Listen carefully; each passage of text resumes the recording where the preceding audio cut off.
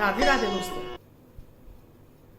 मैं आपकी एस्ट्रोलॉजर अर्चना गुप्ता अपने ज्योतिष के चैनल पर आप सभी का हार्दिक स्वागत करती हूँ। और कैसे हैं आप सभी?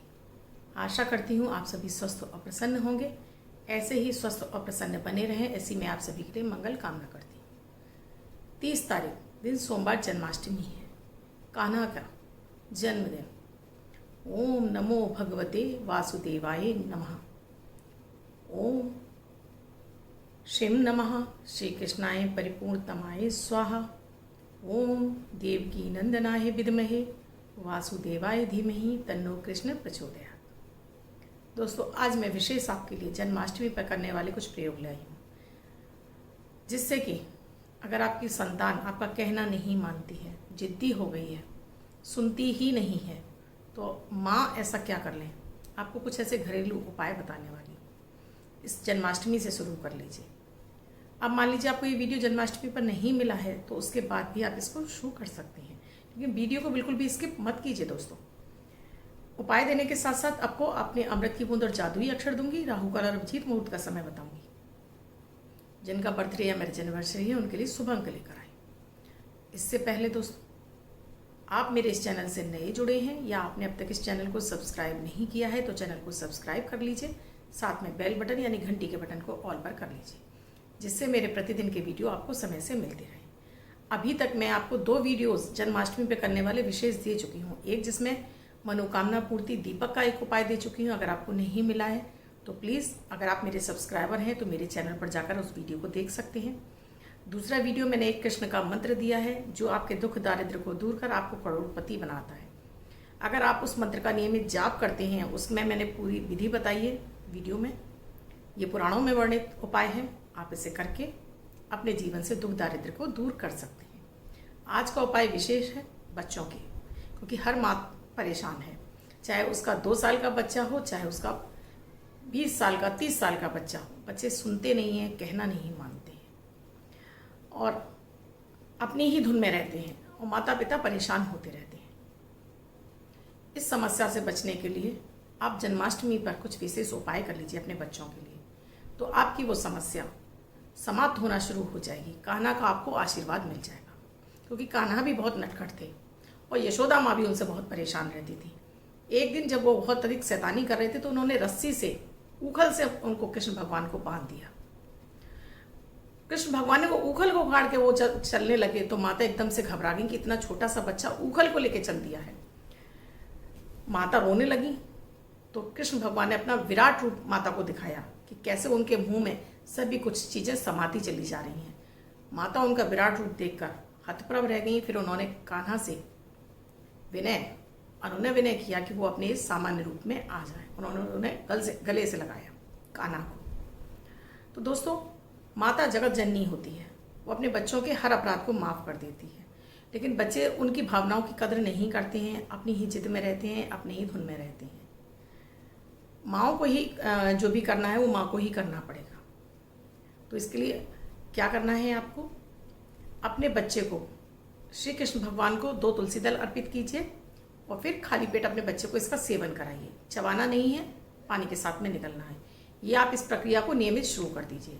अब मान लीजिए बच्चा आपके पास नहीं रहता है, तो बच्चे को तुलसी रस मंगा कर दे दीजिए और उसको कहिए कि मतलब इसमें से आपको 2 बूंद लेना ही लेना है खाली पेट। आपको बच्चे के अंदर इम्यूनिटी बूस्ट होगी, उसके अंदर से चिड़चिड़ापन निकलेगा और वो सामान्य आपके साथ में व्यवहार करेगा।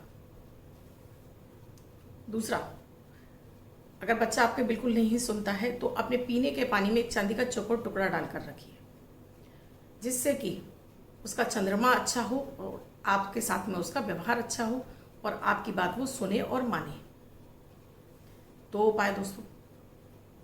अब तीसरा उपाय, अगर बच्चा आपका बिल्कुल भी कहना नहीं मानता है, तो 5 मोरपंख ले आइए और वो कान्हा को अर्पित कर दीजिए। एक कलावे से बांधकर इन 5 मोरपंख को कान्हा को अर्पित कर दीजिए और उसके बाद यहाँ से उठाकर डेली अपने बच्चे को 3 बार उससे झाड़ा लगाइए। सोते समय ही लगा दीजिए, कोई दिक्कत नहीं। सुबह के समय, रात में नहीं लगाना है, सुबह के समय उससे झाड़ा लगा दीजिए। अब बच्चा आपके पास नहीं रहता है, तो उसके लिए उसकी फ़ोटो से आप झाड़ा लगा दीजिए। फ़ोटो भी नहीं है तो मोबाइल खोलकर मोबाइल से ही उस पर 3 बार झाड़ा लगा दीजिए। और उसको पॉजिटिव वाइब्रेशन दीजिए कि वो आपकी बात मान रहा है, आपकी बात सुन रहा है। अपने मन में हमेशा पॉजिटिव रहिए, हर समय रोते मत रहिए, मेरी तो सुनता ही नहीं है, मेरा तो कहना ही नहीं मानता है, जिद्दी हो गया है, बिगड़ गया है। आज से ये शब्द आप बिल्कुल कहना बंद कर दीजिए। बस यही कहिए, हाँ कहना मानता है, मान लेगा, मान रहा है। ये शब्द मत कहिए कहना मानता ही नहीं है। इससे बच्चों को नेगेटिव वाइब्रेशन पहुंचती है और बच्चा और जिद्दी होता चला जाता है। अगला उपाय दोस्तों, अगर आपका बच्चा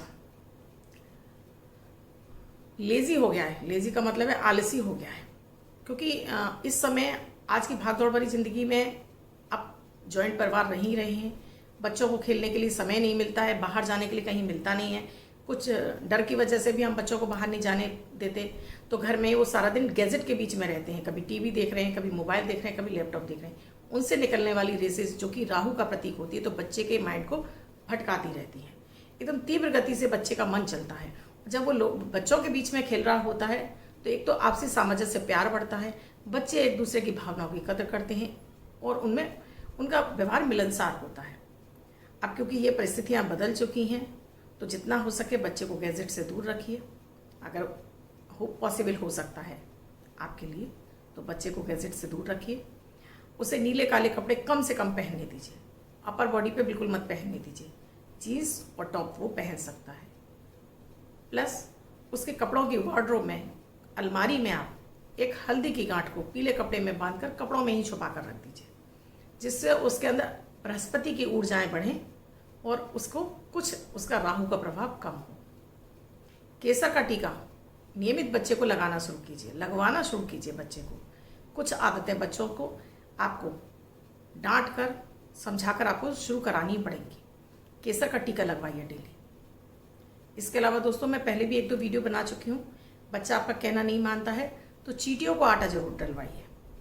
सफ़ेद काले तिल, आटा, चीनी, गुड़, ये 5 चीज़ों को मिक्स करके डेली उसमें से 1 चम्मच लीजिए। सुबह के समय अपना कुछ भी खाने से पहले बच्चों से डलवाइए। अगर बच्चा नहीं डाल रहा है तो फिर माएँ डालें अपने हाथ से। अपने घर के पेड़ों में नहीं डालना, आपको रोड साइड पेड़ों में डालना है।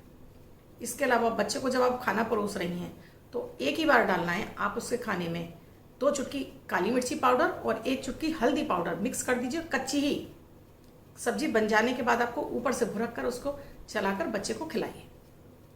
धीरे धीरे बच्चे के अंदर से वायु की मात्रा कम होने लगेगी। उसके अंदर वायु मात्रा कम होगी तो उसका चंद्रमा बली होगा और वो आपका कहना मानेगा। इसके अलावा दोस्त, बच्चे का जो बिस्तर है उस बिस्तर पर अशोक की पत्तियां, आप अशोक की पत्तियां अपने घर में मंगा कर रखिए। 3 की संख्या में वो पत्तियां बच्चे के पिलो में डाल दीजिए, उसके गद्दे के नीचे डाल दीजिए, या उसके गद्दे के नीचे डाल दीजिए, या फिर आप उसके पिलो में डाल दीजिए। और हर हफ्ते जब वो लगता है आपको सूख गई हैं उन्हें बदल दीजिए, फिर नई डाल दीजिए। एक कपूर का टुकड़ा भी आप डाल सकती हैं, जिससे कि उसके अंदर से नेगेटिविटी खत्म हो और बच्चे के अंदर पॉजिटिविटी बढ़ने लगे। इसके अलावा दोस्तों, बच्चे को नियमित सूर्य के सामने, चाहे वो 1 ही मिनट क्यों ना खड़ा हो, जरूर खड़ा होना सिखाइए और उसको प्रणाम भी करवाइए। अब बच्चा कमरे से नहीं निकलता है तो उसका कमरा कुछ समय के लिए खोल दीजिए, जिससे उसको प्रॉपर प्रकाश आए, रोशनी आए, सूर्य की रोशनी आए। कम से कम 1 घंटे उसका गेट खोल दीजिए और कर्टन वगैरह सब हटा दीजिए। कुछ सूर्य के प्रभाव आए, रोशनी आए, ताज़ी हवा आए, जिससे भी बच्चे की ऑरा क्लीन हो। दोस्तों, ये इतने सारे मैंने आपको उपाय बताए हैं। इसके अलावा डेली आप अपने मंदिर में, अगर आपने लड्डू गोपाल रखे हैं तो उन्हें मिश्री का भोग लगाइए।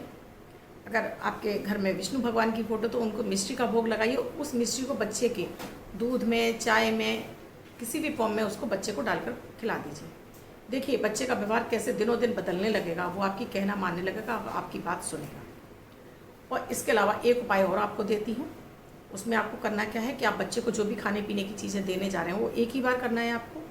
तो आपको हाथ में रखना ही है वो चीज़। 27 बार आपको क्लीम मंत्र का जाप करना है, क्लीम क्लीम क्लीम क्लीम।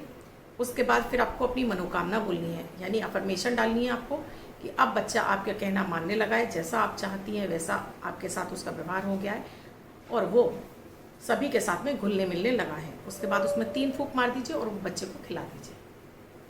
बच्चा आपकी बात मानेगा, सुनेगा और आपके साथ में उसका व्यवहार भी बहुत अच्छा हो जाएगा दोस्तों। तो धैर्य के साथ में कीजिए, ये नहीं कि आपने आज किया और आप कल ही उसका प्रभाव चाहें, ऐसा संभव नहीं है। आप इसको लगातार करते रहिए और लंबे समय तक करते रहिए।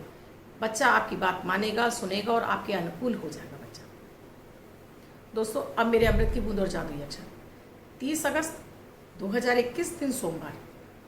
आज जन्माष्टमी की तिथि है।